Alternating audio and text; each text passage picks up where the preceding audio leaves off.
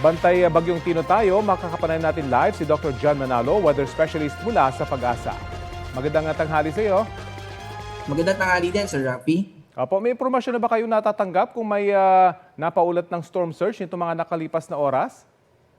Sa kasalukuyan ay wala pa rin naman po, pero nakataas pa rin yung ating storm surge warning.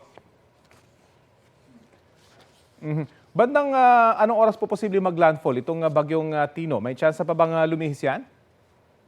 This evening, mamayang gabi po natin nakikita na base sa ating analysis na magla-landfall ito either sa Eastern Visayas or sa Caraga region or sa Dinagat Islands. At patungkol naman dun sa pangalawang tanong natin, ano po yung tanong natin pangalawa? Kung may chance bang lumihis pa itong bagyo? May posibilidad pa rin po na within the cone of uncertainty or yung cone of probability na dun sa ating forecast track na bahagyang umangat ito or bumaba, pero nananatili po na gusto nating i-heads up o paalalahanan yung mga kababayan natin sa buong Visayas sa mga susunod na oras hanggang sa susunod na araw.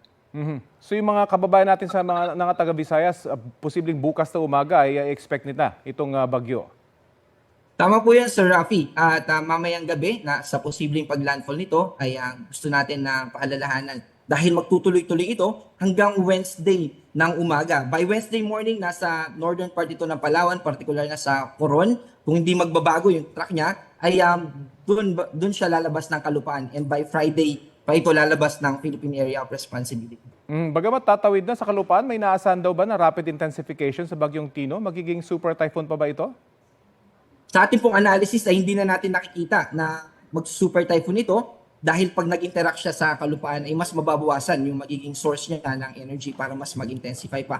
Pero kahit na typhoon category ito, ay gusto natin paalalahanan yung ating mga kababayan na yung impact nito o yung epekto nito in terms of lakas ng hangin at ganoon din sa pagulan ay nananatiling nandun po. Hanggang kailan po magtatagal yung masungit na panahon dyan sa Visayas? Hanggang sa weekend po ba? Posibleng umabot? Dahil Friday pa ito lalabas ng Philippine Area of Responsibility, yung trough or yung extension ng kaulapan nito ay mananatiling makakaapekto dito sa western part ng southern Luzon, particular na dito sa Palawan. So magpapatuloy yan hanggang Friday and eventually by Saturday ay unti-unti na ito na mababawasan. Okay, patuloy po kaming aantabay sa storyang ito. Maraming salamat sa iyo, Dr. John Manalo, weather specialist mula sa Pag-asa. Maraming salamat po at ingat din po tayo.